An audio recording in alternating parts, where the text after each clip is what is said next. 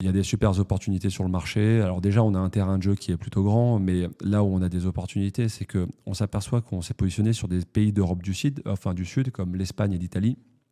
Et ces pays-là, c'est des pays qui sont en train de renaître, mais qui pendant des décennies, ou en tout cas sur les dernières années,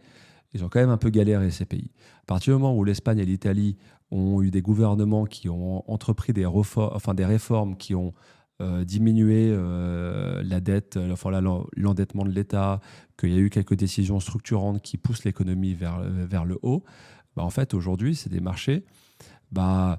il y a des opportunités parce qu'il n'y a pas beaucoup d'acteurs institutionnels qui sont présents. C'est des marchés qui sont en train de progresser et qui sont plutôt à la hausse, mais qui offrent toujours des opportunités intéressantes puisque bah, les prix n'ont pas été repricés. Et si on veut résumer la chose pour que tout le monde puisse comprendre, c'est que il vaut mieux investir dans un pays qui est sur une bonne dynamique et qui offre des perspectives de croissance intéressantes plutôt que d'investir sur des pays qui sont parfois matures et qui finalement offrent assez peu de potentiel de revalorisation à moyen terme.